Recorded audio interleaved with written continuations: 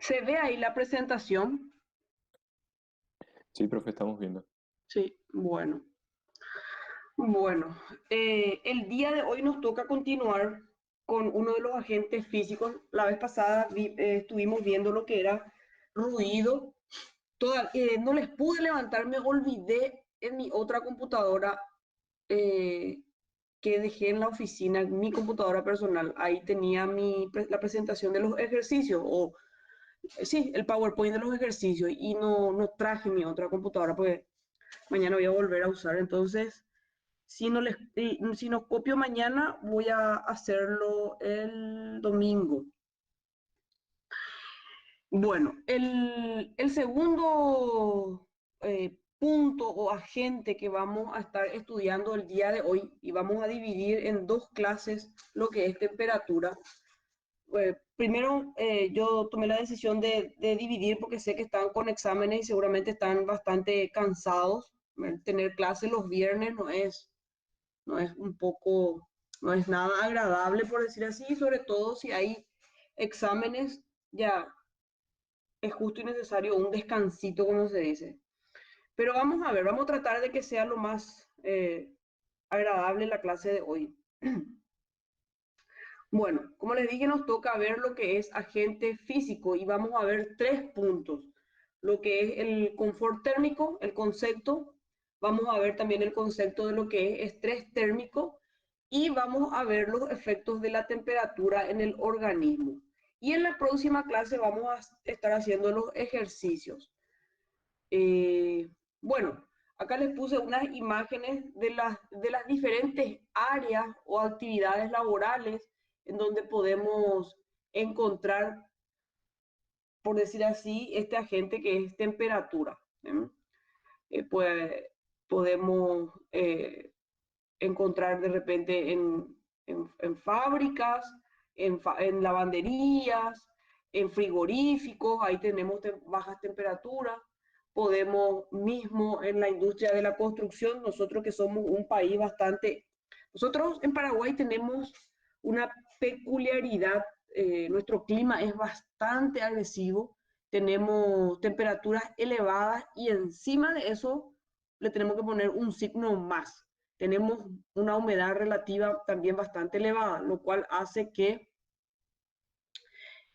por hablar mal y rápido, el calor sea más caluroso, por decir así, por decir más, se siente más el calor y también el frío. ¿Verdad?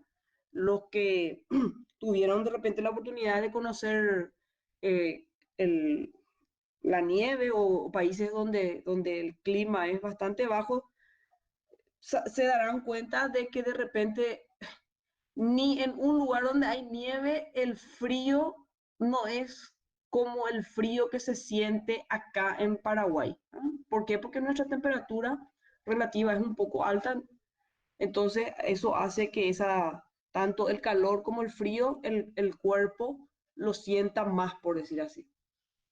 Bueno, en varias actividades podemos entonces estar en contacto con el calor. Y aparece el primer término que vamos a ver la noche de hoy, que es el confort térmico. ¿Qué es lo que es el confort térmico?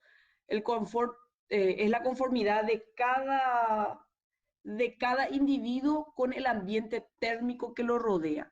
Esa conformidad, así como el ruido, ¿verdad? Como hablábamos la otra vez, depende muchísimo de cada persona. Y podemos poner ejemplos eh, claros que a diario solemos tener. Eh, a ustedes le pudo haber pasado en clase, por ejemplo, que los varones, por ejemplo, agarran el control del aire y elevan, perdón, sí, bajan la temperatura, o sea, ponen 24, 22. Y nosotras las mujeres por lo general decimos, che, hace demasiado frío, vamos a poner un poquito más despacio. O sea, la conformidad de la temperatura o esa conformidad depende de cada individuo. Y vamos a ver más adelante que hay otros factores también que intervienen en ese confort térmico. Ahora, cuando lo trasladamos a la materia que estamos estudiando, que es seguridad laboral, entonces tenemos que unir sí o sí al trabajo. Entonces decimos que todo trabajo físico genera un calor extra que hace que varíe la temperatura normal del individuo. Nosotros sabemos que la temperatura corporal es de 37 grados. Entonces, como dice ahí, cuanto mayor es el esfuerzo realizado, mayor va a ser la cantidad de calor que está produciendo el organismo. Los trabajos que requieren grandes esfuerzos físicos en ambientes muy calurosos pueden dar lugar al llamado estrés térmico. ¿Y qué es lo que es entonces el estrés térmico por calor, ¿verdad? El estrés térmico por calor es la carga de calor que tienen los trabajadores, ¿verdad? Que reciben y acumulan en su cuerpo y que resulta de la interacción de tres cosas. Esto es muy importante porque esto es tema de examen. Tres cosas intervienen. Uno, obviamente las condiciones ambientales. Vamos a poner un título grande, condiciones ambientales del lugar donde se está trabajando. Dos, obviamente la actividad física. O sea, no es lo mismo estar sentadito haciendo un trabajo en una computadora que estar levantando bolsas de cemento, estar levantando, por ejemplo, una carne de res que antes se hacía así, ahora ya viene todo envasado en diferentes cortes pequeños, pero antes era normal de repente levantar media res y eso.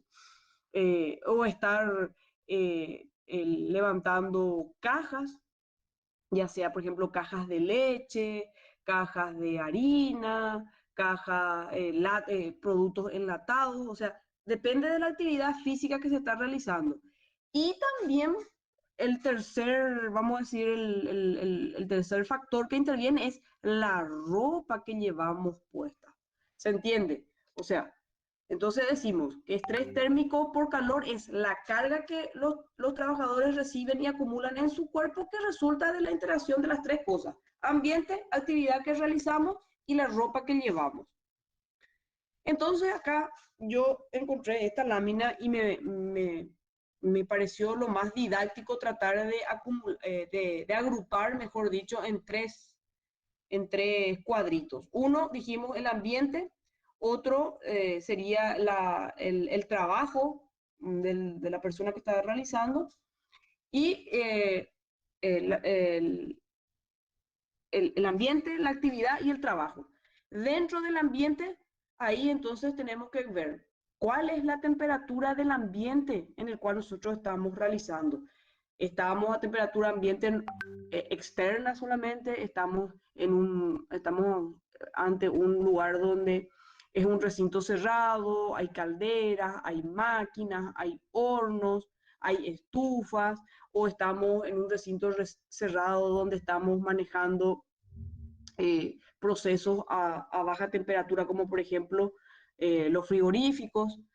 También se tiene que tener en cuenta el flujo de aire que hay en el ambiente, la humedad y el calor radiante. Por ejemplo, el calor radiante, como dije hace rato, pues un horno o puede ser el mismo que estemos trabajando. Hoy día se usa mucho por una cuestión ambiental los edificios, estos edificios que se hacen con unos tipos de, o sea, que en vez de usar paredes, se usan paredes de cristal. Los bancos utilizan bastante eso. ¿Y qué pasa? La radiación del sol también hace que haya un efecto invernadero dentro del habitáculo, por decir así. Ahora bien, dijimos que también el trabajador tiene una vestimenta. También se habla no solamente la vestimenta, sino también la aclimatación del trabajador, la hidratación que él está teniendo y obviamente la condición médica, o sea, su estado físico de repente con el cual él está llegando. Y por último, la actividad que realiza. En la actividad que realiza nosotros tenemos en cuenta la cantidad de trabajo y la tasa de trabajo. ¿Cuál es la diferencia entre uno y otro? ¿Verdad? La cantidad de trabajo puede ser que sea un trabajo de acuerdo al pedido del cliente o eh, entonces varía. Puede ser que él me esté trayendo de un depósito diferentes tipos de objetos. A veces me trae un objeto pesado, a veces me trae un objeto liviano. Entonces él va y viene caminando. Por ejemplo, en las ferreterías industriales grandes, ¿verdad? Tenemos cantidad de trabajo, por decir así, conforme al requerimiento del cliente. Y con respecto a la tasa de trabajo, significa qué tanto yo estoy, o sea, la variación de diferentes tipos de actividades que estamos realizando. A veces estamos realizando actividades meramente manuales y otras veces estamos con un intervalo de descanso, por decir así, y entonces nos sentamos a hacer una actividad de registrar, por ejemplo, en la computadora o registrar en una hoja de registro, de inspección o de validación que se tenga en la empresa. Ahora, mirando de otra forma también, yo les puse el siguiente cuadro que es parecido al anterior, pero que son de dos bibliografías distintas. Otros libros hablan, también ponen prácticamente lo mismo, o sea, parámetros que se tienen en cuenta, volvemos a decir, ambiente es igual que el anterior, temperatura del aire, la humedad relativa, la velocidad del aire y la temperatura radiante. Y por otro lado, tiene en cuenta los factores personales. Acá, por ejemplo, los factores personales da una clasificación distinta con relación a la diapositiva anterior, lo que hablábamos hace rato. Pone como, por ejemplo, el sexo, si es varón, si es mujer, la edad que tiene esa persona, el peso. Obviamente sabemos que lo que son, de repente, un poco más, lo que somos, voy a incluirme ahí, lo que somos un poco más gorditos, tenemos una resistencia al frío un poco mayor que los que son más flaquitos y con menos grasa corporal. También entra mucho a tallar el tipo de metabolismo basal que tiene la persona. Hay algunas personas que son más aceleradas, que nunca están quietas, que tienen la mano moviendo, la pierna moviendo, o sea, son famosos, se dice, es hiperactivo, se dice, o sea, él tiene una actividad natural bastante excitado, por decir así, y hay personas que son más tranquilas, tranquilos, despacito, se mueve, todo es lento, todo es pausado, todo es minucioso, ¿verdad? En el ambiente laboral, a ustedes cuando le toque eh, manejar gente, tienen que saber que este tipo de personas, ¿verdad? Dependiendo de qué actividad necesitan hacer, que este tipo de personas, las que son, por decir así, un poco más tranquilas, son las personas que normalmente no se accidentan, ¿sí? Normalmente no se accidentan, pero también normalmente no están considerados, nosotros no les consideramos como los guapos, ¿no? ¿Por qué? Porque de repente esa persona que es lo contrario, que es un poco más acelerada, es mucho más despierta, más rápida, y entonces tenemos la tendencia a elegirle inclusive, tienen la característica de que de repente son líderes de grupo, ¿verdad? Porque no se aguantan luego, no se puede luego callar, entonces él ya te lidera luego el grupo, ya se adelanta, ya hace por vos de tan puatarará que es, vamos a usar una palabra en guaraní. Entonces, nosotros le damos ese tipo de personas. Cuando ustedes identifican entre sus obreros que tienen una persona así bastante acelerada, ojo con esa persona, porque esa persona, estadísticamente hablando, es más sensible, ¿verdad? O más propensa a sufrir un accidente de trabajo. Bueno, otro factor dentro de las personas que son los factores socioculturales, y ahí entra un término que es expectativa de confort. Si alguna vez a ustedes le tocó, a mí por ejemplo me tocó recibir ya personas de diferentes países. Por ejemplo, los uruguayos. Los uruguayos, específicamente los que viven en Montevideo, cuando vienen acá a Asunción en invierno, ellos se desesperan por el calor. Vos estás todo abrigada con tu campera, con tu bufanda, con tu gorrita, y ellos apenas tienen una remerita, mangas largas, una camisita, y te dicen, qué calor que hace acá, y vos te estás muriendo de frío. También, por ejemplo, los europeos, la misma cosa, ¿verdad? Se desesperan muchísimo en invierno y ni qué decir en verano, ¿verdad? En verano es bastante complicado hacerles trabajar si vienen por una misión. Hay que tener especial cuidado con los extranjeros cuando vienen en nuestro clima o a nuestro país por la característica de nuestro clima. Y otro factor también que habíamos dicho, que si bien separa la parte ambiental, o sea, la parte ambiental deja exclusivamente para lo que consideramos o lo que decimos el medio ambiente, mal llamado medio ambiente, ¿verdad? Tenemos un factor que le llama factor arquitectónico, separa la parte de la parte ambiental, que es específicamente el espacio donde nosotros estamos realizando nuestras actividades. Y acá mete un factor bastante llamativo, pero que tiene mucho que ver, que es el contacto visual con el exterior. ¿Por qué el contacto visual con el exterior? Porque no sé si a mí ya me tocó, por ejemplo, trabajar en una oficina donde no había ventana. Entonces, trabajamos prácticamente 8 meses, casi todos los días entrábamos desde las 7 de la mañana hasta las 12 de la 1 en esa oficina. Tenía aire acondicionado y entre tres trabajábamos ahí.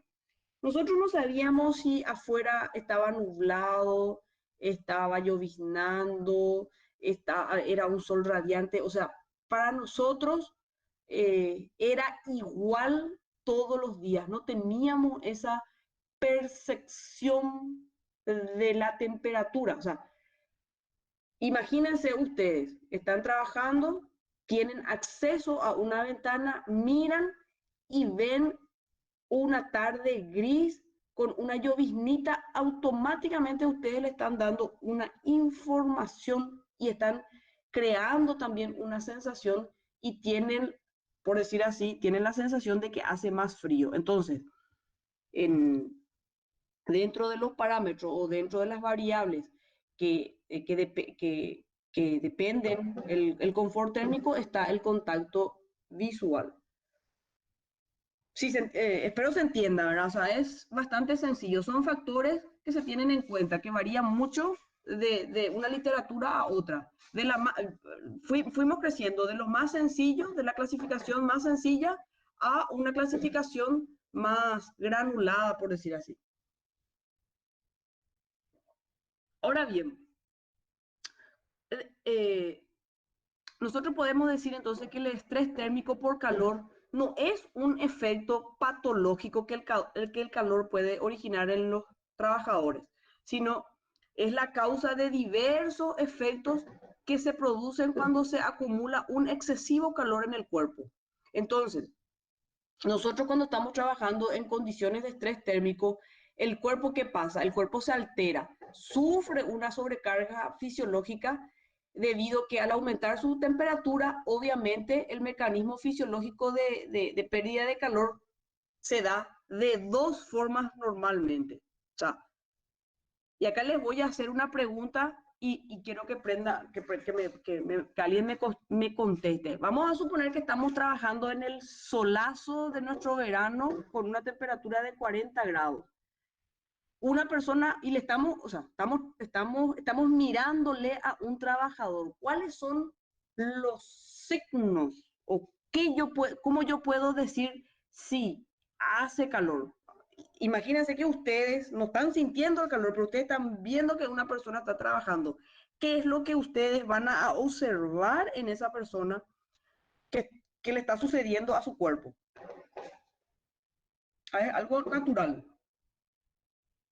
Si está sudando. Exactamente, que está sudando. Y ahora lo contrario, hace un frío tremendo.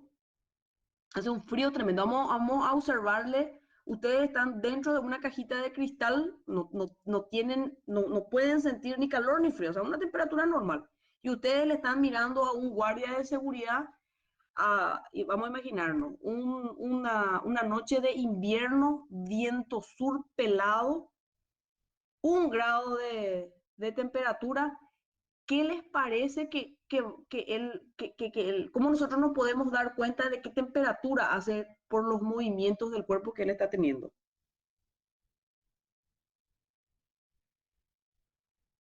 O sea, imagínense qué es lo que ustedes harían si están sintiendo frío, si ustedes fueran ese guardia de seguridad.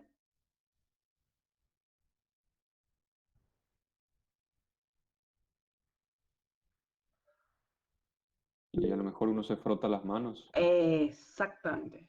Se frota las manos, frotarse las manos.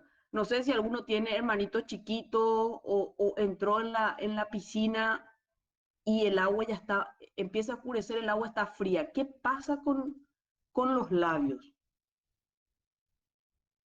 Cuando en el campo, ahí en la facultad de ingeniería, ahí suele hacer un frío pelado en invierno. Salimos de nuestra clase, estuvimos todos juntos, todo estaba calentita el aula y salimos afuera en ese viento pelado. ¿Qué es lo primero que sentimos? ¿Qué es el primer gesto que normalmente hacemos?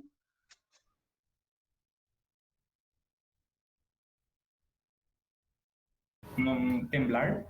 Temblar, los labios, por lo general los labios empiezan, el famoso tiritar, ¿verdad? O el cuerpo empieza a temblar, ¿verdad? En seguridad ustedes tienen que saber que se usa muchísimo la observación. O sea, ustedes cuando se ponen vamos a decir, cuando cargan su chi de seguridad ocupacional siendo jefe o gerente de planta, tienen que saber que lo que van a hacer es observar muchísimo, porque de la observación ustedes sacan prácticamente el 90% de la información que están necesitando o van a sacar el 90% de los problemas o de las situaciones, o hablando en términos más concretos, van a sacar el 90% de los actos inseguros y de las condiciones inseguras que me pueden llegar a derivar en un accidente de trabajo. O sea, ustedes tienen que observar muchísimo tanto a las personas como al lugar, como a las maquinarias. Eso tienen que ir desarrollando ya que están prácticamente a punto de terminar la carrera, porque sí o sí eso va a ser algo que lo van a desarrollar o por las buenas o por las malas, ¿verdad? Y más vale que lo desarrollen de entrada, por decir así, por las buenas que por las malas, porque por lo general por las malas ya es cuando tuvimos un accidente y no fue muy agradable el resultado final de ese accidente. Entonces, volvemos. Obviamente, como dice acá, hay mecanismos fisiológicos que nosotros no nos vamos a dar cuenta. Nosotros sí podemos observar que una persona está sudando. Puede ser que una persona esté con una sudoración excesiva. Puede ser también que esa persona, ojo, puede ser que esa persona no esté haciendo nada e igual suda. Eso ya es indicio de algo. Y hay algo que no nos damos cuenta que es la vasodilatación. Se dice vasodilatación periférica. ¿Qué significa eso? Que hace tanto calor que nuestras venas eh, empiezan a dilatarse de manera tal que la presión no sea tanta, ¿verdad? Entonces, ¿con qué objetivo? Tratando de que se pierda el calor en exceso que mi cuerpo está ganando. Entonces, si pese a todo eso que mi cuerpo está haciendo, se está vasodilatando y estoy sudando, la temperatura de mi cuerpo supera los 38, entonces ahí empieza a producirse un daño en nuestra salud. ¿Qué depende? ¿Verdad? Depende, puede ser más o menos grave, depende de la cantidad de calor que yo acumule. Y vamos a pasar a la siguiente lámina. Entonces, ¿de qué hablamos? Nosotros podemos, si pusiéramos, por decir así, una situación de trabajo en una lupa y pudiéramos hablar de un microclima laboral, podemos decir que hay trabajos pesados en los que el operario está expuesto al calor. Este calor, como dice ahí, unido al producido por nuestro propio metabolismo, se convierte entonces en algo agresivo para el trabajador que provoca signos clínicos o trastornos por el calor. En letras de color rojo le subrayé las palabras clave. Entonces, algo que no mencionamos arriba en ninguna de las dos tablitas, voy a retroceder un poquito acá. Acá yo no tuve en cuenta, o no yo, la literatura no tuvo en cuenta como un parámetro, pero que sin embargo ahora en el concepto de microclima laboral aparece, es no se tuvo en cuenta la alimentación. Ni acá, ni acá aparece en el trabajador la palabra vestimenta, aclimatación. Sí aparece la palabra hidratación y condición médica, pero la alimentación tiene muchísimo que ver en el metabolismo. No es lo mismo eh, agarrar y comerse, por decirte así, en un verano, un plato de ñoqui con mandioca o con pan y agarramos luego así nuestro pan y comemos toda la salsita y comemos en una porción bastante abultada, que comer un, qué sé yo, un bife de carne, un bife de pollo con ensalada y tomar un refresco. El cuerpo, obviamente, para poder hacer el metabolismo de todo eso, en el primer caso, le va a tomar bastante tiempo, ¿eh? Y por lo general la digestión dura 2 horas más o menos, 2 a 3 horas dependiendo del estado de nuestro estómago de poder procesar los alimentos. Y obviamente, si mi cuerpo está procesando la digestión de mi plato de ñoqui con mandioca o con pan, ¿verdad? Esa energía metabólica que yo estoy generando es bastante elevada. No va a ser igual nunca a la cantidad de energía metabólica que yo tengo que utilizar para digerir y desdoblar mi ensalada de lechuga y tomate con carne, ¿verdad? A ese metabolismo que yo estoy teniendo en ese momento de acuerdo a lo que consumí. Mm. Y no solamente comida, ojo, porque muchas veces también ese metabolismo, esa energía metabólica también se ve alterada por una cosa que acá en Paraguay es bastante común, la bebida alcohólica, ¿sí? Todas las bebidas alcohólicas, eh, muchas veces nosotros no tomamos, no somos, por decir así, o nuestros funcionarios no son, vamos a echarle la culpa a los funcionarios, ¿verdad? Los funcionarios no son bebedores sociales, o sea, no es que te va a tomar una latita nomás y ahí va a terminar, no. Toma y toma y toma y toma. Entonces, la cantidad de energía metabólica que tiene que hacer para poder deshacerse de todos esos radicales OH o mal llamados radicales de alcohol es elevado. Más encima yo le digo, vení por acá, vamos a hacer mezcla, y el tipo tiene que estar haciendo mezcla a mano, por ejemplo, en un día de verano. Entonces, toda esa energía por el calor mismo del ambiente, por la ropa que tiene y por la temperatura ambiental y todas las condiciones ambientales que él está sometido, a esos dos intercambios de energía o a la sumatoria de la energía por calor del trabajo encima, su energía metabólica, para que él mantenga su temperatura corporal, porque nuestro cuerpo tiene que mantenerse en 37 grados, a ese intercambio se le llama calor total. Vamos a ver en otro dibujito, y vamos a ver primeramente, antes de pasar a los dibujitos, ese intercambio de calor, este segundo miembro, por decir así, o segundo sumando, el intercambio de energía por calor. Hay 4 formas o 4 mecanismos de transferencia de calor que, que, que se dan. El primero es conducción. Como dice ahí, es el contacto entre dos cuerpos. Puede ser entre piel y objeto caliente, ¿sí? Nosotros estamos tocando, qué sé yo, estamos tocando si estamos trabajando en un restaurante, estamos tocando cacerola, estamos tocando objetos calientes, ¿verdad? O podemos, si estamos trabajando en una fábrica, por ejemplo, puede ser que estemos tocando algún tipo de maquinarias que por ave motivo están a una temperatura diferente y superior a nuestro cuerpo. Entonces, tocamos nosotros y hay una transferencia, ¿verdad?, de calor por conducción en este caso. Por convección es el contacto entre dos cuerpos, siendo uno de ellos un fluido. Por convección es el calor de nuestra piel y el aire, o puede ser una máquina y el aire. Otro mecanismo, el tercer mecanismo de transferencia es el de radiación.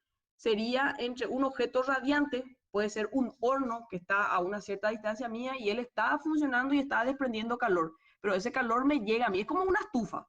La estufa es una, no, nosotros recibimos esa transferencia de calor de la estufa por radiación. Y el último, que es el de evaporación, donde ya nuestro cuerpo sometido a un calor, a un calor total, por decir así, empieza a sudar y ese sudor se evapora al aire.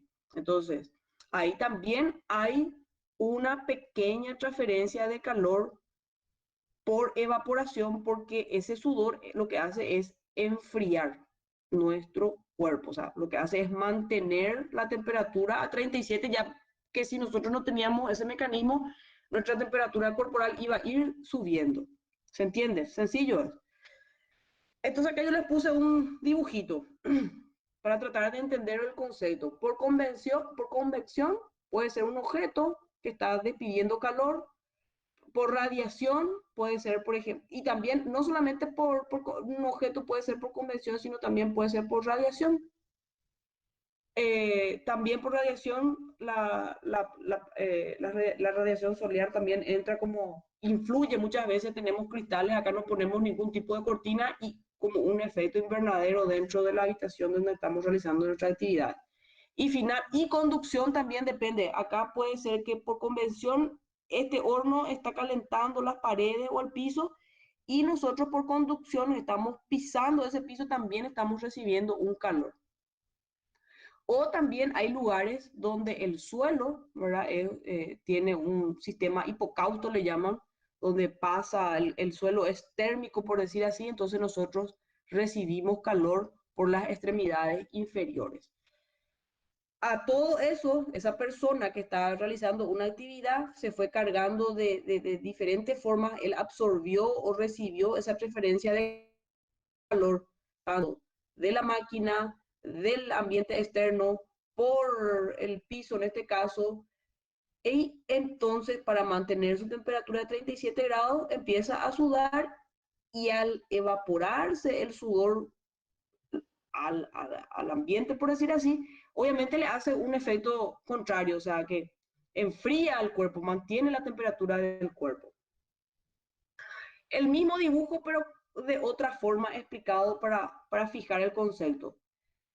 Teniendo en cuenta que la persona se alimenta, entonces nosotros tenemos que aproximadamente por esa digestión, acá se pone en porcentaje, por esa digestión, por ese metabolismo, nosotros estamos teniendo un 6%. Si pudiéramos hacer porcentual el calor que nosotros estamos generando del total, 6% es por digestión. 34% es por radiación, 35% por lo general es por convección y el 24%, que en este caso el C24 debería de entrar como un signo negativo, es por evaporación. Y todo eso, todo ese porcentaje en ese ambiente de trabajo, intervinieron estos factores: el metabolismo, la ropa de la persona, la humedad del ambiente, la velocidad del aire, la temperatura también del aire y la temperatura de las paredes o el piso, o sea, ya entra completo. ¿Se entiende hasta ahí, verdad? Es sencillo, no es muy complicado. En los ejercicios va a ser más claro. Bueno, ¿qué hacemos entonces? ¿Qué es lo que hace nuestro cuerpo? Dijimos ya que teníamos dos mecanismos de protección. Uno, la vasodilatación periférica y el otro, el sudor. Entonces acá yo le puse un dibujo teniendo en cuenta de que no solamente las temperaturas elevadas, o sea, que ante los dos casos, o temperaturas elevadas o temperaturas bajas, nuestro cuerpo se va a termorregular. Entonces, ¿cómo se entiende este cuadrito? Vamos a irnos de izquierda a derecha. Si estamos con temperaturas bajas, por debajo de los 35 grados centígrados, esto es una nuestro cuerpo está por debajo de los 35 grados centígrados, entonces se puede producir, como dice acá, un desajuste. Entre los 35 y los 37 se puede ajustar. Naturalmente podemos ajustar. Y entonces aquí es donde se engancha la primera pregunta que yo les hice. ¿Qué es lo que hacemos? El cuerpo naturalmente empieza a tiritar. ¿Para qué empieza a tiritar? Porque es un movimiento, por movimiento hay transferencia de calor, o sea, se genera calor. Entonces, o tiritamos, o mismo nosotros empezamos a frotar la mano, ¿verdad? Porque por fricción también hay calor. Entonces, hay ciertas actividades o mecanismos básicos que el cuerpo naturalmente lo va a hacer. Naturalmente, sin que nosotros pensemos, el cuerpo va a tiritar. No es que nosotros le damos una orden a nuestro cuerpo de tiritar. Si nosotros le damos la orden, ¿se entiende eso? Si nosotros le damos la orden a nuestras manos de frotarse, pero el tiritar es algo, es un mecanismo de protección para termorregular el cuerpo. Ahora bien, por encima de los 37, también el cuerpo tiene su forma de ajustar naturalmente. Como dijimos hace rato y alguien dijo, la forma natural de ajustar es sudando. Nosotros no es que decimos, ay, ahora voy a sudar, ay, ahora no voy a sudar, ¿verdad? O sea, eso es algo incontrolable. Tiritar y sudar son dos mecanismos de termorregulación que no son controlables por nosotros. Y una vez que pasamos esos 40, llegamos entre 38 hasta 40, como muestra acá la tablita o la reglita de colores, por encima de 41 grados, entonces ya puede haber desajustes. Entonces, esto es también algo muy importante que tienen que tener en cuenta ustedes. Por debajo de 35 grados, el cuerpo humano ya tiene un desajuste que ya no vamos a, que naturalmente el cuerpo de esa persona no va a poder regular. Y por encima de 41 grados tampoco el cuerpo naturalmente va a poder resolver ese desajuste. Entonces, mientras nosotros o la persona que está trabajando con nosotros se maneje dentro de ese rango, entonces podemos todavía accionar. Ahora, ¿qué pasa si bajó debajo de 35 y subió por encima de los 41 o está subiendo? Entonces, vamos a ver un poquito, vamos la siguiente lámina. O sea, en cualquiera de los dos casos, ya sea que haya un desajuste de la temperatura de nuestro cuerpo, entonces eso va a tener un efecto sobre el organismo. Y acá hay cuestiones que algunas cosas podemos visualizar y otras cosas no podemos visualizar. Por ejemplo, sensación de malestar. La persona te dice, está todo el rato, uno percibe que la persona está incómoda. Tiene también disturbios nerviosos, por ejemplo, golpea la mesa o se toca todo el rato la cara, el cuello, lleva su cabeza para abajo, o sea, hay una forma natural de reaccionar a eso. Cambios emocionales. Hay personas que le pone nervioso el calor y entonces un momento está bien y al siguiente ya está nervioso, ya como que no tiene paciencia. Puede pasar también que nosotros podemos observar que hay un bajo rendimiento, o sea, lentamente va haciendo las cosas o descansa o se sienta. Y algo que no podemos ver, pero que sí nos pueden comentar, es que tiene un trastorno alimenticio. El trastorno alimenticio puede ser vómito, puede ser diarrea, o te dice me siento mal del estómago, o lo que sea. También en el caso de que sea ya muy por debajo de los 35 o pasado las barreras de los 35, ya aparecen los conceptos de hipotermia y congelación que vamos a ver después. Ahora, por el lado de la derecha, cuestiones que no vamos a poder ver son la dilatación de los vasos sanguíneos, sí podemos observar la sudoración. La relajación muscular es un poco difícil de percatarse. El aumento de la respiración, sí, ¿verdad? La persona empieza a respirar más veces y se escucha la respiración. Es como cuando terminamos de jugar un partido de fútbol o vóley o básquetbol, nuestra respiración está más fuerte. También otro efecto muy importante es que obviamente por el sudor perdemos líquidos, o sea, perdemos agua y perdemos sales. Y el efecto, otro efecto también que no vamos a poder visualizar es que el calor puede tener una consecuencia cardiovascular y también puede generar en el cuerpo calambres. Estos son básicamente todos los trastornos o los efectos del calor, ya sea o muy frío o muy caluroso sobre el cuerpo humano. Y acá vamos a ver, se le dice, para darle un nombre un poco más médico, que vamos a tener que ver únicamente, ¿verdad? Las patologías del calor pueden ser trastornos sistémicos, edemas de calor, golpe de calor, síncope térmico, anorexia, deshidratación. Podemos tener también trastornos de piel, nos sale erupciones, nos quemamos, la anhidrosis, y que vamos a ver más adelante qué es, y los psiconeuróticos, ¿verdad? Que tenemos una fatiga, puede ser una fatiga leve o crónica. También dijimos hace rato conflictos derivados del nervio o de no poder manejar las emociones. Y como dice ya acá en el nivel más alto, un exceso de cólera. Y vamos a ver algunos que son los normales que se dan aquí en Paraguay. Golpes de calor. El golpe de calor es la interrupción de la sudoración por alteración de la función cerebral, por tanto aumenta la temperatura corporal. ¿Cuál es el síntoma? Tenemos una confusión mental, tenemos muchas veces colapsos, a veces ya convulsiones, delirios, alucinaciones, y si ya es demasiado elevado, un coma sin previo aviso. Parece como un cuadro de epilepsia, la persona se cae. ¿Esto sucede? Sí sucede. ¿Es normal que suceda? Sí, es normal que suceda. Sobre todo en diciembre, enero, suele suceder esto con los trabajadores. ¿Cuáles son las señales externas? Yo les puse acá cuáles son los aspectos, por decir así, o los signos que ustedes pueden ver. Es la piel caliente, o sea, eso van a tener que tener un termómetro o van a tener, van a tener que medir únicamente. Seca y rosada, o sea, más es por el color de la piel que ustedes se van a dar cuenta.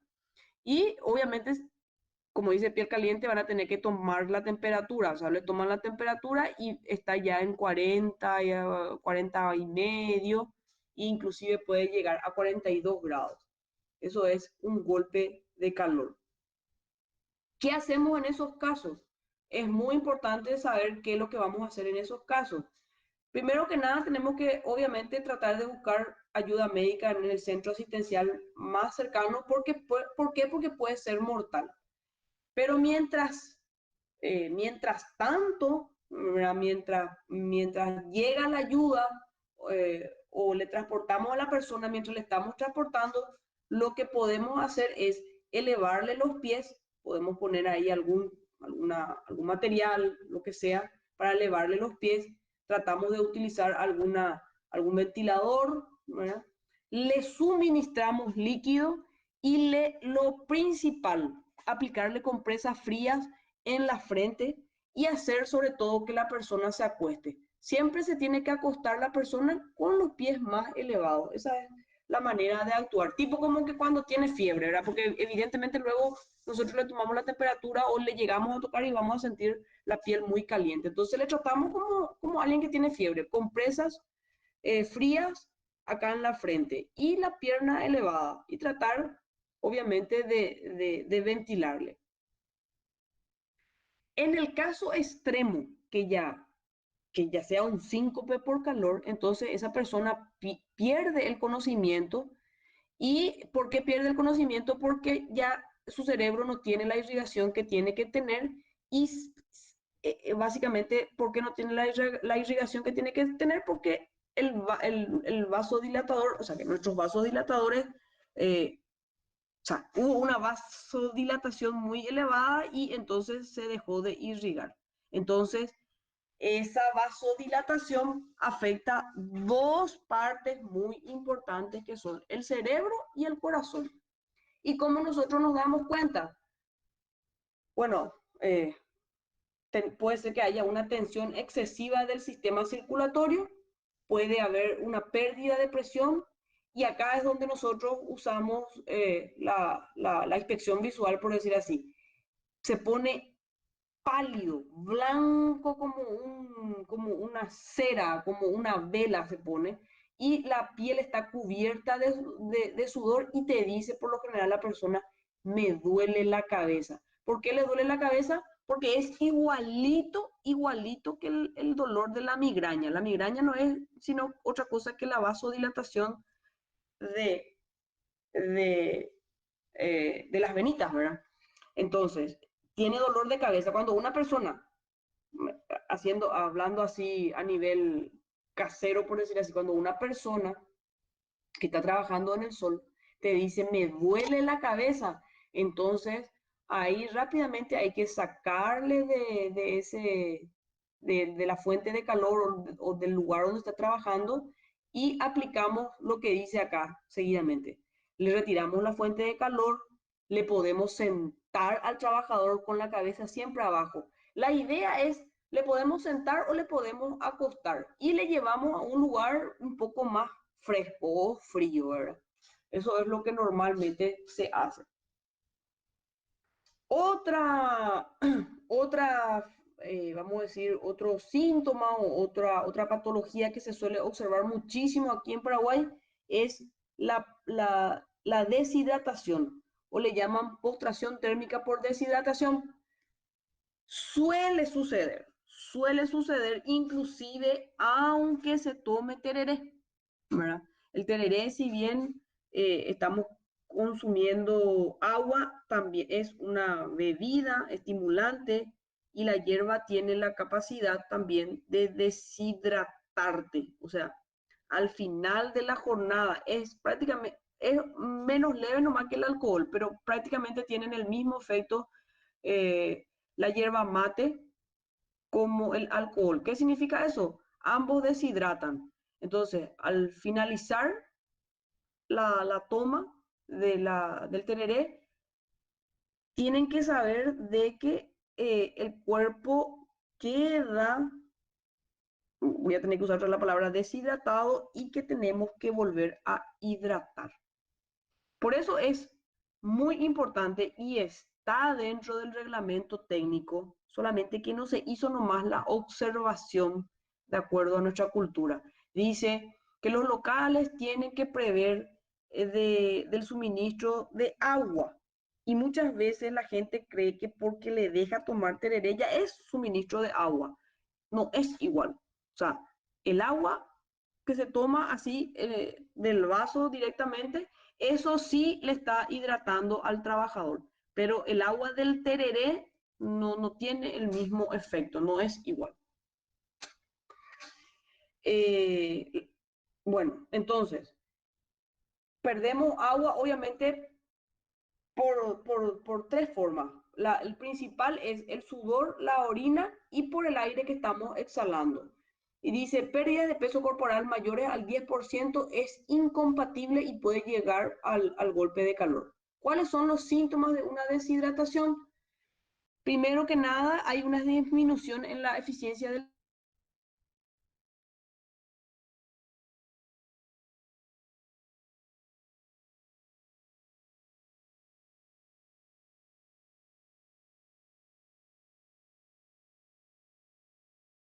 tener siempre uno o algo preparado ahí para poder hacer esa reposición. Y en el caso extremo, ¿verdad? Ya se le coloca, si la persona se llega a desvanecer, estos son cosas ya extremas que se suelen hacer, se le moja un poquitito, ¿verdad? Porque está totalmente su cuerpo está a una temperatura muy elevada, se deshidrató y ahí hay que recuperarlo a la conciencia e hidratarlo. Todo esto se hace mientras se pide ayuda. Si es que no podemos trasladarle a la persona, es mientras pedimos ayuda. ¿Y a quién le pedimos ayuda? Yo le pregunto a ustedes, ¿qué van a hacer ustedes si están en medio de la nada, no tienen una camioneta y están a 40 o vamos a poner nomás que estén a 5 kilómetros? Ustedes están a 5 kilómetros del pueblo. ¿Qué van a hacer? A veces estamos a 5 kilómetros del pueblo y hay un pueblo bastante, vamos a decir, bastante de gran importancia. Y les pasó esto a 5 kilómetros en el monte. A los civiles, esta pregunta es más para los civiles porque ellos son los que más sufren con este tipo de situaciones. ¿Qué hacen?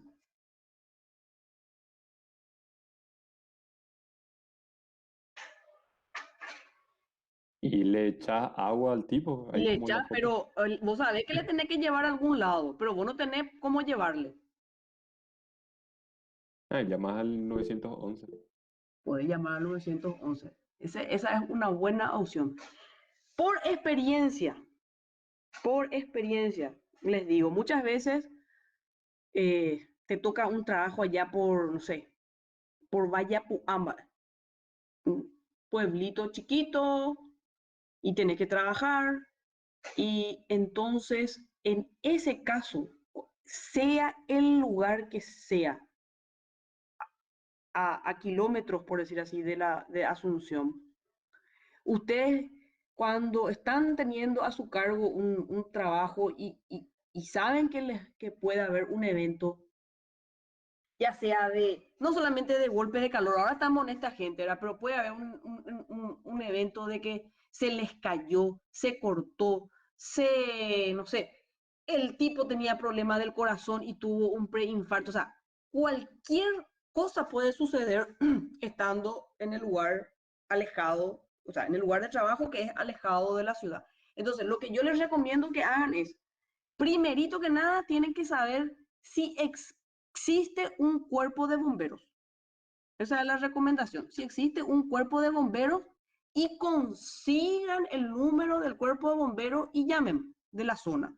A lo mejor y volviendo al ejemplo, en Vallapuá no existe cuerpo de bomberos, pero sí en Paraguarí, por ejemplo, el más cercano. O existe, no sé, en Carapeguá, o existe, ¿dónde está el cuerpo de bomberos más cercano? Y si funcionan las 24 horas. Eso también tienen que saber. O cómo es su sistema de funcionamiento. Entonces ustedes anotan en un papel, así a mano o a computadora o como sea, y pegan en algún lugar, tienen que pegar para que la gente sepa. ¿Mm? Pueden anotar el número de los bomberos, pueden anotar el número de la comisaría, pueden anotar el número del centro asistencial, tienen que hablar con el médico de guardia o pueden hablar con el director regional, por decir así, y tener los números de los médicos de guardia. O sea, ustedes tienen una comunicación ya, le avisan, le dan aviso de que ustedes están trabajando ahí entre 30 personas, entre 20 personas, entre 50 personas o entre 3 personas y están haciendo un trabajo delicado. O sea, arman su plan de respuesta ante una emergencia. No es un programa, es su canal de comunicación. Muchas veces existe el centro asistencial y te dicen, sí, nosotros tenemos ambulancia. Y otras veces te dicen, sí, nosotros tenemos, está el centro asistencial, pero no tiene ambulancia. O sea, todo eso ustedes tienen que prever. A veces te dan ya el número del ambulancista directamente, porque a lo mejor el ambulancista, hay veces, dependiendo del día, él está de guardia y, por ejemplo, un sábado o un domingo no tiene de repente mucho trabajo. O entre semana no tiene mucho trabajo y sábado y domingo tiene mucho, ¿verdad? O sea, ustedes tienen que hablar. O sea, ustedes básicamente lo que tienen que hacer es tener todos los números del lugar más cercano que les puede ayudar. ¿Y quiénes son los que les pueden ayudar? Como dijiste, la 911, pero la 911 es una central, entonces vos tenés que tratar de tener el del número de la comisaría más cercana. Segundo, para mí luego lo primero es los bomberos, segundo la comisaría y tercero en los centros asistenciales. Entonces tienen que ubicar físicamente dónde está eso. Entonces ahí ya están tranquilos. Una vez que tienen eso, entonces ya saben, ya tienen su plan A o su plan B bajo la manga en el caso de que les suceda algo. Ustedes justo se pueden ir a almorzar. Se van a almorzar, se fueron 3 kilómetros, se fueron 4 kilómetros y en ese momento sucede. Por eso es que tiene que anotar y dejar en un lugar visible para que el segundo o cualquiera que sea un poco más avesado de su funcionario pueda ver y pueda actuar en consecuencia. ¿Se entiende? Esa es la forma que ustedes van a actuar porque de que van a pasar, van a pasar. Eso es casi seguro. Ojalá no, ¿verdad? Pero siempre hay algún evento. Bueno, otro evento es la postración térmica por reducción del tenor salino. O sea, ¿qué pasó? Eh, el tipo no tiene más, tanto sudor, tanto electrolito perdió, que ya no tiene la cantidad de minerales que tiene que tener su cuerpo para estar en pie. Y entonces él ya no está, por decir así, ya no está en condiciones le agarra una postración por reducción, como dice ahí, por reducción de electrolitos, que le llaman, algunos libros le llaman reducción de electrolitos, otros le llaman reducción de tenor salino. ¿Cuáles son los síntomas? Los mismos síntomas prácticamente, fatiga, falta de apetito, náuseas, vómitos, calambres musculares. Parecido a qué es cuando ya no está ya no está teniendo la cantidad de electrolitos. No sé si alguna vez les pasó, sobre todo a los varones, juegan fútbol después de mucho tiempo y corren, le bajan un pique por decir así y después se sienten mal, como que quieren vomitar, como que tienen náusea, como que hasta inclusive calambre. Esa misma sensación se tiene durante que se está haciendo, la persona está trabajando y de repente te dice me siento mal, parece que quiero vomitar, parece que no sé, me cayó, parece mal algo. Entonces ahí tienen que saber de que él ya no está con los electrolitos suficientes para mantenerse en pie. Y otra vez es el mismo tratamiento, le retiramos del calor, le damos agua, porque nosotros no, prácticamente vamos a decir, todos los efectos del calor son iguales, le damos agua y le podemos poner un poquito de sal o un poquito de azúcar, dependiendo, para tratar de elevar la cantidad de electrolitos que pueda tener, o, como dije hace rato, un agua tónica. Y este sí, esta consecuencia del calor, el calambre por calor es único, ¿verdad? Aparece tras una intensa sudoración como consecuencia de un trabajo físico prolongado. Y bueno, el calambre es único, es es un espasmo doloroso, como dice ahí, de las extremidades, perdón, mucha gente. Puede ser un espasmo doloroso en las extremidades, que no solamente puede ser en las manos en la pierna, sino también puede ser en los abdominales, ¿verdad? Y suele ir acompañado también de una temperatura levemente aumentada. Uno le toma la temperatura y tiene 37,5, 37,8, casi 38. Tratamiento, mismo proceder. Retiramos la fuente de calor y le damos agua con algo salino. Y también, ¿verdad? Hay que saber, los otros, por decir así, son efectos instantáneos, todo lo que vinimos mencionando, pero a lo largo de nuestra vida laboral, nosotros podemos desarrollar una enfermedad, esto sería una enfermedad profesional. Tenemos una enfermedad de las glándulas sudoríparas. ¿Qué pasa? Tanto estrés térmico tuvimos, por decir así, que hubo una alteración de las glándulas sudoríparas y estas dejan de producir sudor. Entonces, ¿qué pasa? Al no producir sudor, nosotros no podemos, el cuerpo entra como en un corto, ¿verdad? Empieza a elevar la temperatura, no funciona la glándula sudorípara y como que le da señales de que no, algo no está funcionando bien. Entonces, la persona no puede estar, no puede trabajar bajo el calor y por lo general reacciona de otra manera, o sea, como que ya no puede salir el sudor, le sale como un sarpullido. Por eso, dice acá, un tratamiento dermatológico y en algunos casos ya esto ya es una acción correctiva para la enfermedad, se le cambia de puesto de trabajo. Por lo general, ya es irreversible la alteración de nuestras glándulas sudoríparas. También algo que es visible, ¿verdad? Es el edema por calor. En este caso dice las personas no aclimatadas. Las personas no aclimatadas son las personas que no tienen la cantidad de electrolitos suficientes en su cuerpo para esa temperatura o para esa actividad y esa temperatura expuestas a un ambiente caluroso y entonces aparece el famoso hinchazón de pies y manos, ¿verdad? Automáticamente el cuerpo como que tiene una retención de líquidos por el calor y se hincha, ¿verdad? Entonces pueden ver ustedes algunos videos como eh, al apretar la pierna como que se queda hundidito por un cierto tiempo y después al soltar pasa unos segundos, no es instantáneo la subida de la piel, por decir así, o de la carne muscular. Bueno, todo lo que vimos hasta ahí es por temperatura elevada, de 37 para arriba. Pero también vimos, ¿verdad?, de que por temperaturas bajas también podemos tener algunas consecuencias. ¿Y cuál es la consecuencia que podemos tener?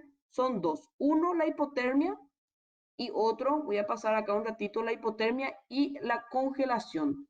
En el caso de la hipotermia puede ser una hipotermia accidental. ¿Qué pasa? Hay un descenso de la temperatura del cuerpo humano por debajo de los 35 grados y a veces no nos damos cuenta. A veces nosotros estamos trabajando y nos quedamos quietitos. Acá en esta foto, por ejemplo, estamos haciendo de repente un trabajo de topografía, pero en un lugar donde hay nieve y estamos tanto tiempo afuera, no tenemos una vestimenta, no tenemos la protección adecuada, que de repente empieza a bajar tanto la temperatura de nuestro cuerpo que entramos en una temperatura ya de riesgo, que es de 35 grados. ¿Y cuáles son? Acá les puse en este dibujito.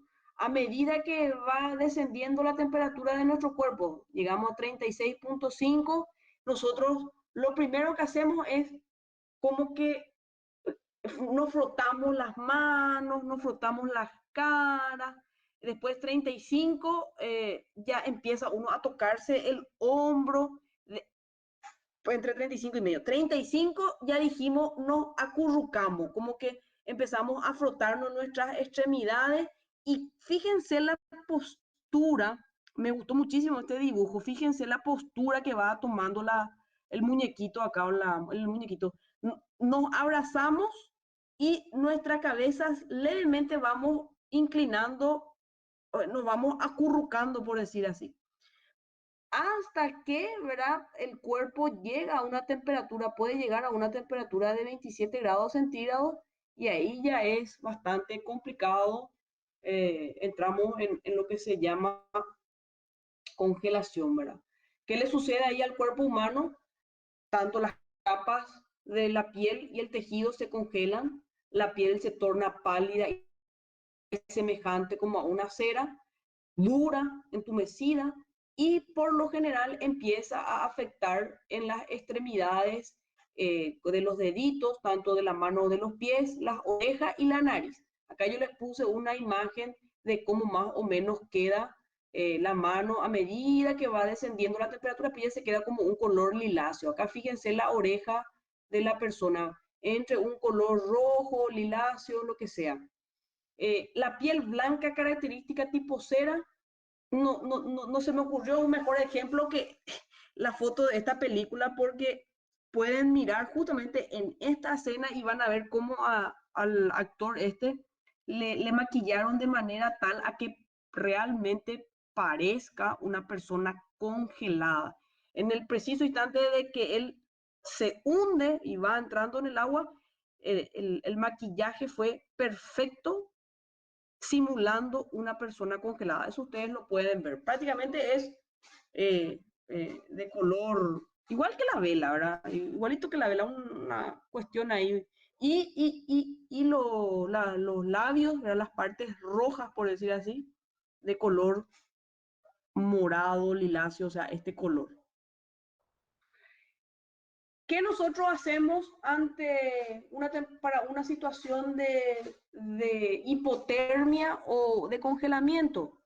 Y bueno, primero que nada hacemos lo contrario a lo que estábamos viendo cuando había una elevada temperatura de nuestro cuerpo. Movemos a la persona a un lugar caliente y seco. Tampoco le tenemos que dejar a la persona sola.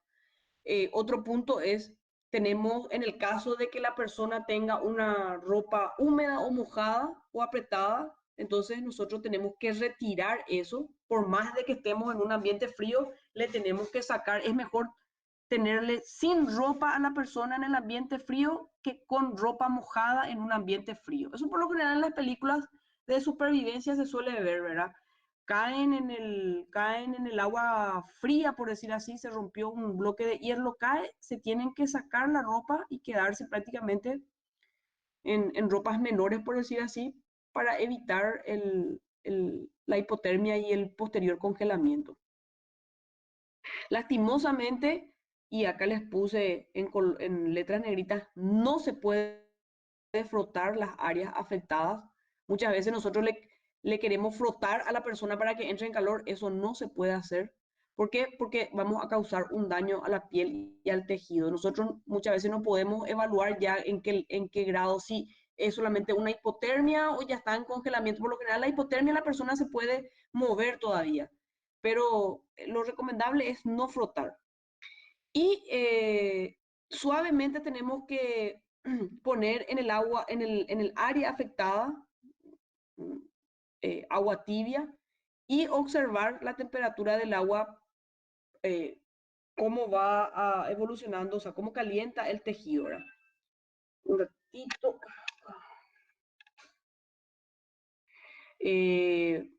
También no podemos derramarle así tipo el Chavo del 8 de una sola vez el agua tibia al área afectada, sino suavemente tenemos que hacer eso. ¿Por qué? Porque el cuerpo le toma un tiempo volver a recuperar su temperatura de 37. ¿Y cuánto ese tiempo es? Está medido. Entre 25 a 40 minutos el cuerpo puede volver a tomar su temperatura, ¿verdad? ¿Qué más podemos hacer? Después de calentada el área, se puede hinchar y ampollar. Entonces el área afectada puede tener una sensación así que nos quema. Si nosotros queremos sentir esa sensación que dice acá, quemajosa o entumecida, pueden agarrar el hielo, así un vasito de hielo, y aguantan todo lo que puede. Después naturalmente ustedes quieren tirar. Y bueno, prueben y van a darse cuenta de que ustedes, la punta de los deditos donde tocaron ese hielo directo o en un vaso de plástico o en un vaso de metal, al ustedes tocarse las puntas, las yemas de los dedos, perdieron la sensibilidad. Y inclusive si aguantan un minuto, o sea, aguantan el dolor, por decir así, después se le queda al soltar eso, ahí esa sensación que tiene, a esa sensación se le llama sensación quemajosa, o sea, parece que nos quema la mano y automáticamente lo que hacemos es abrir la canilla o tratamos de mojar nuestra mano para que salga ese fuego que sentimos en la yema de nuestros dedos por haber tocado algo muy frío. Cuando regresa a la sensación normal, el movimiento y el color de la piel del área afectada, ¿verdad? Se tiene que secar, ¿verdad? Y se tiene que envolver para mantenerle caliente. Y acá les puse una notita. Si hay posibilidad de que el área afectada se enfríe otra vez, o sea, volver a tocar otra vez el hielo, no se tiene que calentar la piel. O sea, no podemos meter en agua tibia, por decir así. Si la piel se calienta y se enfría, tienen que saber ustedes de que se puede causar daños severos. Y acá les voy a poner un ejemplo de donde muchas veces suceden esto. Los cocineros, los chefs, ¿verdad? Tienen muchísimo, y ¿cómo se llama? Las peluqueras tienen muchísimo problema a medida de verdad de que son mayores. ¿Por qué? Porque ellos agarran las peluqueras, vamos a poner el ejemplo de las peluqueras. Las peluqueras te lavan la cabeza con agua, te preguntan, ¿quieres agua fría o agua caliente? Y uno le dice de repente, agua fría, agua fría, y después pasa a secarte el pelo. Si te seca el pelo, empieza a calentar, ahí empieza el secador a funcionar, ella está peinando con un peine y en la otra mano está teniendo el secador por convención, ¿verdad? Y está absorbiendo la mano de ella el calor. Termina de trabajar, más o menos le tomó 40 minutos, 45 minutos el haberle hecho el peinado con el secador, y pasa a la siguiente persona y le vuelve a preguntar, ¿te voy a lavar frío o caliente? Y vuelve a enfriar su mano. Cuando empieza recién, no hay drama, pero a medida que pasan los años en esa profesión, tiene muchísimos problemas de diferentes tipos de complejidades, artritis, problemas de la piel, etcétera, etcétera. Lo mismo pasa con las cocineras, no puede, se les quedan los tendones y las articulaciones duras, ¿verdad? Por el hecho de frío o caliente. Está revolviendo, está cocinando, está el vapor ahí de la comida, o saca del horno algo, qué sé yo, una sopa, una comida, la mano está caliente y después lava. ¿Mm? Entonces, ese tipo de profesiones por lo general, eh, que hoy día, sobre todo el tema de la comida, se está desarrollando más por el tema que la gente come, vamos a decir, por delivery o come fuera de su casa. Entonces hay un aumento considerable de efectos del calor en las extremidades, que son a veces con daños irreversibles. Entonces, siempre es necesario, como dices ahí, llamar a una ayuda médica tan pronto que sea posible, obviamente en el caso de que sea extremo, ¿verdad? Y finalmente les vuelvo a poner este dibujito, ¿verdad? Que no quiero que se olviden. Para cualquiera de los dos casos, ya sea que sea una temperatura, estamos trabajando con temperaturas altas, recuerden siempre, 37 grados es la temperatura de nuestro cuerpo. A medida que va aumentando, vamos a tener naturalmente, como dijimos, mecanismos para termorregularnos, que son el sudor, y por debajo de los 37, la tiritona, o sea, tiritar, ¿verdad? Por debajo ya de 35 o por encima de 41, entonces ahí ya los desajustes en el cuerpo humano requieren de otro tipo de intervención o de una intervención más especializada. Y hasta aquí la clase de hoy. No sé si tienen alguna consulta, alguna... Si no, si está muy claro, yo creo que va a ser muy claro. Les agradezco muchísimo que me hayan escuchado.